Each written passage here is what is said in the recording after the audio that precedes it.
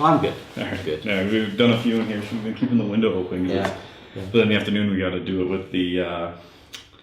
There's the music playing when they play hockey. Oh, right. So then we just start shutting it.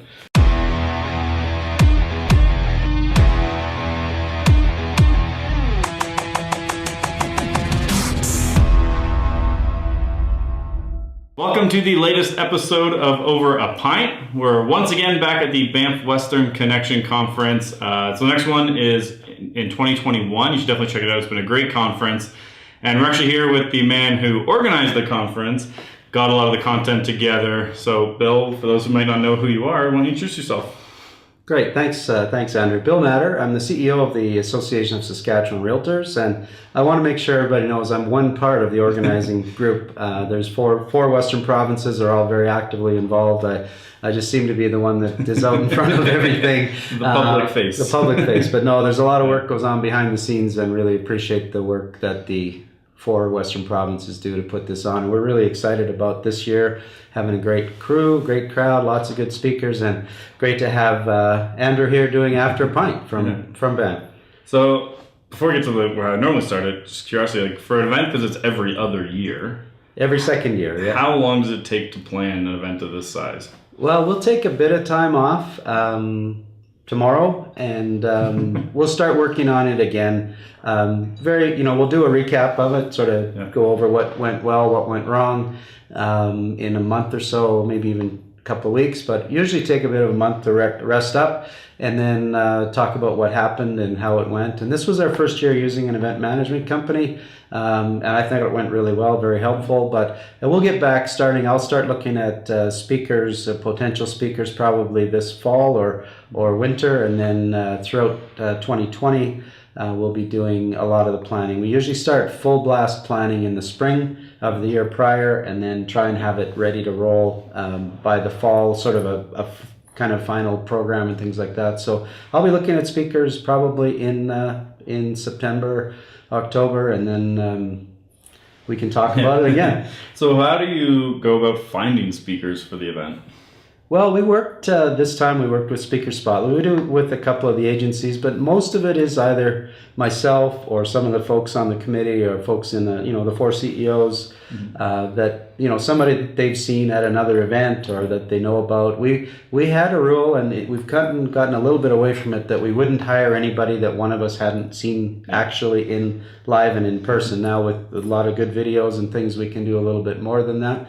But I usually try and start making a list in the fall of this year, and then we'll see who we see at places like Inman or NAR or things like that. And fortunately, I've gotten to have lots of friends in the business that know other people that speak, and people that recommend people. And there's always, I have a huge list of recommendations, and take some time, and then we decide what the theme's going to be, and we try and fit everybody in under that theme. And I think it's worked fairly well over the years. Yeah.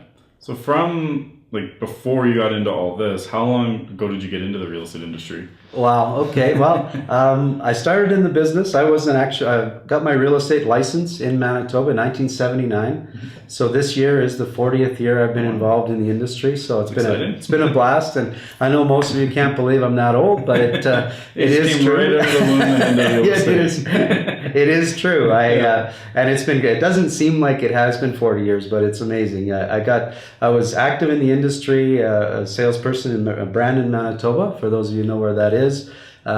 Became a partner in Century 21 franchise there. I managed the residential sales department. Again, not a large company. Brandon's not a large center, but we had a great time. I ended up, was the president of that board for a couple of years. An opportunity came up to become the CEO of that board in the early 90s. I became CEO there in 1993. And then an opportunity came up in Saskatchewan as their provincial CEO, and my family and I moved to Saskatoon in 2001, and I've been in that position since 2001. So sort of a long story, but it's been a while. So how long into your career before you started getting involved in the volunteering side of the community and the associations and all that? Right away. probably one of the youngest presidents the Brandon board had ever seen. I got in the industry at 22. I was 22 years old. Yeah. And then I probably was on the board of directors by the time I was in my 22 or 3 years in, fairly early. And I had an interest in government relations. I was their PAC rep I think I was at one of the first PAC days that Korea ever had in the 90s in the 80s, I guess. And it seems like, but it was, I just got involved and then became sort of active in the different committees and whatnot, and then became a director and sort of went on from there. I was the president in 89, 90. So I know with like a lot of association stuff, you see like it's a lot of the same faces all the time. Like I've talked to someone like they're trying to always find new people to come and do leadership stuff. Like, why should an agent who's like actively selling and busy start getting involved on the volunteering side? Well, the opportunities there are great. I mean, first of all, the opportunity to give back to your industry, the profession that hopefully you've done very well in. But it's important that you know what's happening on the ground. That the board, the board of directors or whatever need to know that, and hopefully it's changing a little bit more over the years that leadership wants to know about that. And I think for a young person to get involved, hopefully there's a YPN organization in your board or association that you can start with, and then we always try to encourage our YPN members to become directors or get on committees and that sort of thing. But there's a real opportunity to learn more about the business. You get a chance to learn a little bit from old guys like me or old guys that are on the board, but also to make connections within the industry. It's really a great opportunity to make great connections. A lot of our folks that have been president or in the leadership loop have done, they do referral business with other people in the similar positions or that they meet. And again, I'll bang the drum for this event. So many people meet new people from the leadership streams or from other industry or other communities within the industry that they do end up doing business with forever. It's a great opportunity to be better at your business, but also to expand your business. Now, how long has the Banff Western Connection been going on? First Banff Western Connection in 1994. I happened to be here at the first one. I was here actually as a volunteer, as a realtor in 94. No, I wasn't. I was the CEO of the Brandon board in 93. So 94, I was here as a Manitoba Association executive. 97, I was here as a executive, and then 99 here as a director of the Brandon board. As a CEO of the Brandon board, and then from 2001 on, I've been here in an sort of a planning capacity. When I became CEO of the Saskatchewan Association, I got involved in the organizing committee there. So when you became, you were the owner of Century 21. One of a number of owners. Yeah. Did you stop selling then?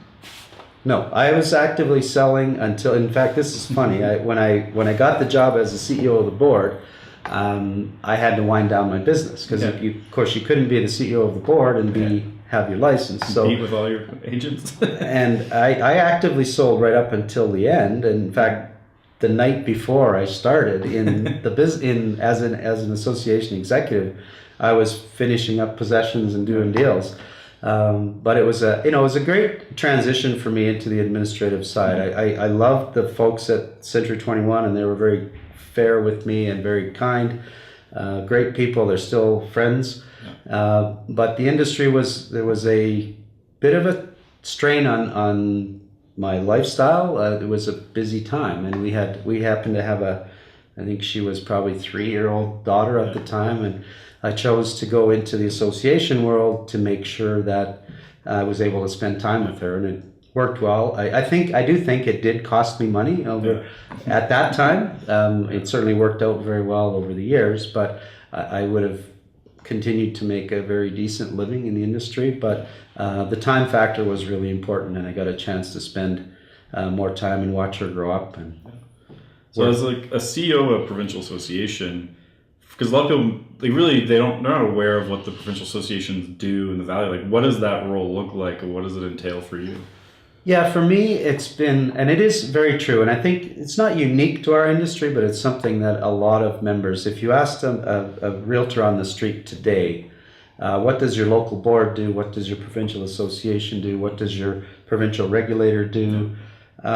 They really don't see the difference between those bodies. And it's, I mean, I don't know that we could ever, we've tried to sort of outline the differences, but bottom line is the members, they really don't care.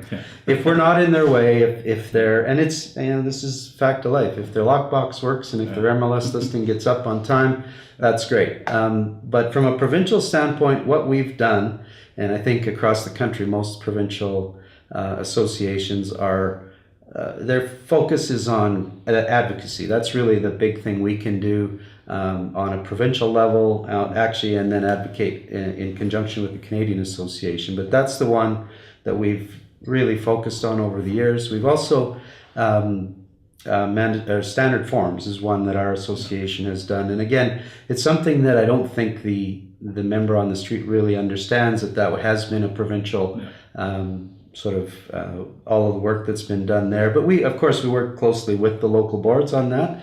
But somebody needs to coordinate that, and it's very important. I mean, if standard forms went away tomorrow, yes, there's lots of software and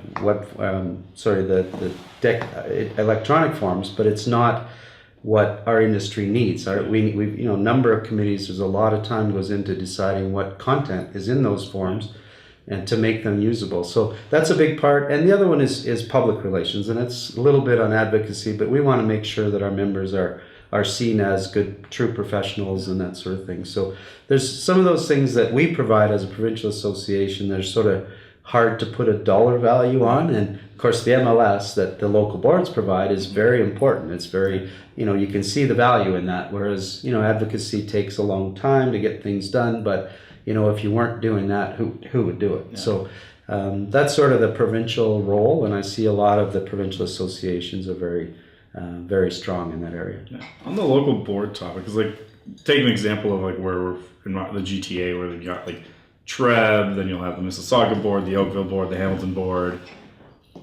Is there still a need for that many local boards, or should there be more of a consolidation there? Is it not really that important to have so many fragmented ones?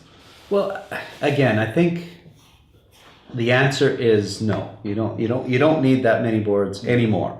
In the day when I started, in the 70s, in the 80s, you did. Technology wasn't where it is today. I mean, really, the numbers really don't warrant that many boards. But there are local things that people have to keep in mind, and it's not as simple as saying, well, let's just have one organization in the province or one organization in the country. There's sort of things that you have to consider. As you may know, the Saskatchewan organized real estate in Saskatchewan is undergoing a big change, or we're working through a big change. We're working towards a single association for the province. I mean, we have 1,600 members. There are offices in real estate that have more people than we do in our entire province. So we've been working hard the last few years to try and put together a plan to provide the best service we can for our members, but also to make sure we're saving the money in any of the duplication, any of the things that we're doing. So hopefully we're working towards that. We're hoping January 1, 2020, that's going to be the kickoff date. We'll see next time I talk to you. We'll see how it goes. We'll see the next one. So from the provincial association level, what are the biggest challenges? Because we always hear in the industry about challenges facing agents, where what technology is doing. What do those challenges look like from an association standpoint? Yeah, I think probably the bigger ones are, again, I'm probably focused more on it than others, but it's the political side. I mean, regulations that have no business being regulations, or that they make it hard for our members to be active or to be successful.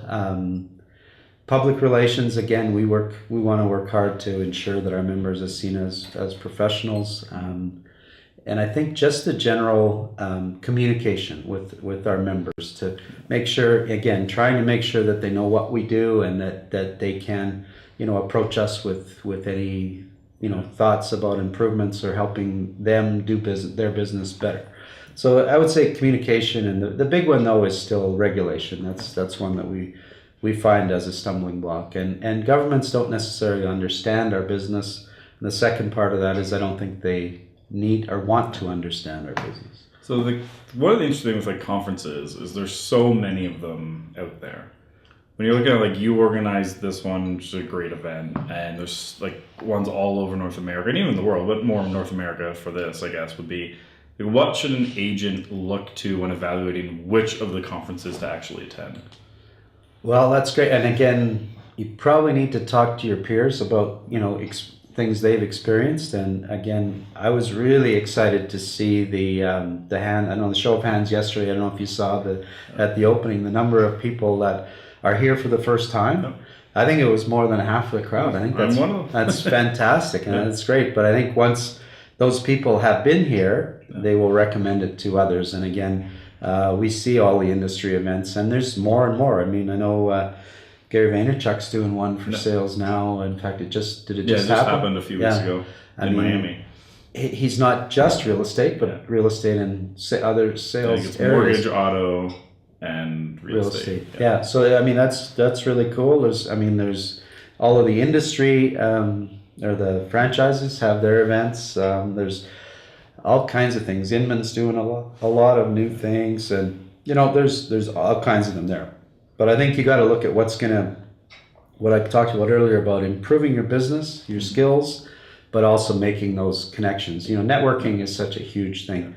You need to look at that and ask, somebody that's been to one, how many, who did you meet? Where were they from?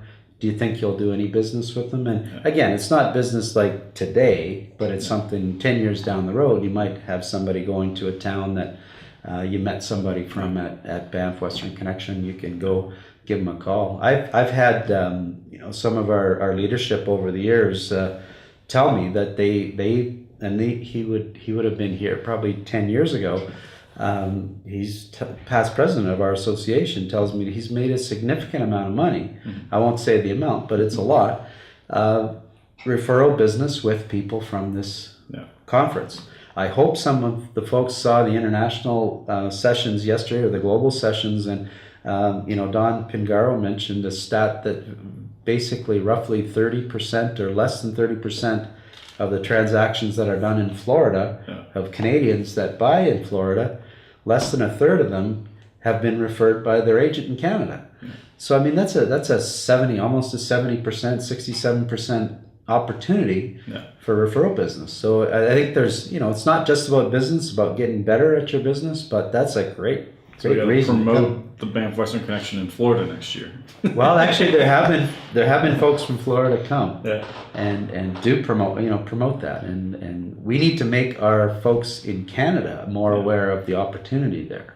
So, how many people roughly attend every year to this conference? Yeah, we have this year, and again, we're just doing the numbers for the dinner tonight. We're going to have about 650 folks at the dinner. Some of them will have already gone home. I think there probably was close to 700 people here. And that's fairly high for our event. We've been higher, but we've also been in the 6 range. So we're really happy with it, and hopefully that will continue, especially considering how the market's been. The Western Canada real estate market hasn't been great, but there's a great crowd and very, very active group. There's just been some great interaction with all the sessions, and again, at the social events, it's just a blast. Do you guys find, because I know when we do a lot of conferences, we see it too, where a lot of people take great information, but they don't implement a lot of it. Yeah. Do you guys, have you tried different things to get people to actually help and implement things that they're learning? That's a great point. And again, it's kind of hard to do. I mean, some of the speakers we have had, that's kind of been their thing, is say, you can, but, there's programs and things like that out there. But again, we try to make most, if not all, of the slide decks available to folks on our website to go back to if they want to search it. But I guess bottom line is that comes back to the individual to have some form of implementation strategy for what they get back. And that could be a conference in itself on how to use what you got at the other conferences. That's a new idea. Then you can do that one like Whistler. Hey, that would be good. So at any point, has there ever been a talk of move it out of Banff, or just it's the perfect conference place. So Early days, that is true. We did have a discussion, sort of the planning committee talked about moving it around. Again, with 4 provincial associations, we're thinking, well, shouldn't this be take turns in a different province? But after the first few years, and we saw the attendance and just the mood of it. I mean, in this location, you can't beat the Banff Springs for a conference. It's just impossible. People love to come here. They're almost contained in one area too. Whereas if you go to NAR or you go to Inman, there's hotels all over the place, and people are coming and going. Whereas as far as from a networking standpoint, people are already here. If anybody hasn't been in the Rundle Lounge, they haven't really been at the conference. That's really how. That's what I love about I went out for dinner. About 12 of us went out for dinner Thursday night, and I'd say about half the tables were just other people from the conference. Yeah. Oh, exactly. Walking through. Oh, hey. I mean, the hotel does great, but I think the whole town site does great when the conference. I mean, you got 600 people in the just going out. What would be capacity? What would be the event sells out? Well, actually, our table count for tonight, 660 people. They can probably get in the 700s, but that's pretty tight. And then you also have the idea. I mean, the hotel was sold out for this by December. We had no rooms. I mean, things come and go, and people move and change their dates. So we were able to accommodate some folks coming in, but basically the hotel is at capacity now with the numbers we have. I mean, we had a nice arrangement with the Rimrock too to have some overflow, but the rest of it, I think 800 delegates is probably max, and then you'd start filling the conference rooms and make it a little more cumbersome to move around. So we're pretty close to max. We'd love to have more people come, but there would be a limit as to how far we can go. What percentage are you looking at of people who come are association members and volunteers versus just agents coming on their own? Yeah, it's still highly focused on leadership group. A lot of the folks that are here are board representatives. We do still have, and I think we probably have a higher number than most other conferences that are here on their own ticket. We honestly don't have the actual numbers, but just sort of looking, and I see the lists every year, and I know, sort of the ones that are directors or leadership folks. But I think it's still probably 80-20, which is an easy number to use in this business, but it's probably 80% are here representing a board or association or a lead regulator or organized real estate. So people in the associations, what are their goals on the outcomes of the conference usually? A lot of it is, and again, we have a full leadership day to begin, and again, really liked Bill Harrington's director's boot camp in the morning on leadership day. It was a good session. Of course, CREA runs their 200, 300 leadership programs here. So that's, develop your skills as a leader, but also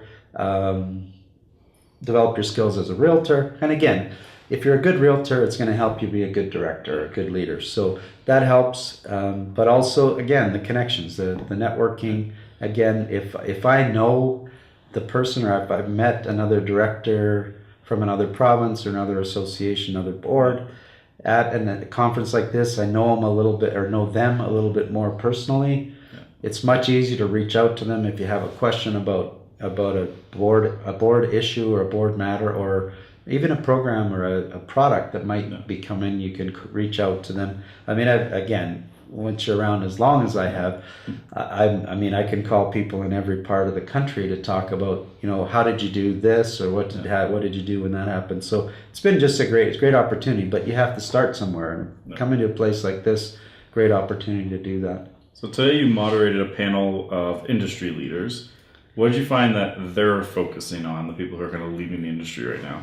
Yeah, that's great. It was a great session. We had some franchisors and some independents, and I think the big thing, and it's not new, but it's technology. It's what's different, what's new. How can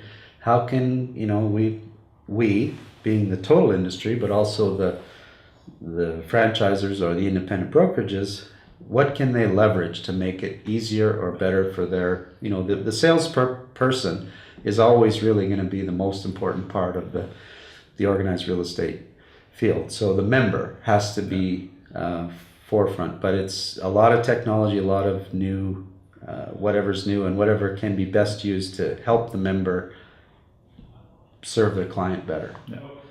The event's every 2 years, and you've already booked the next one. Yes. So when is it?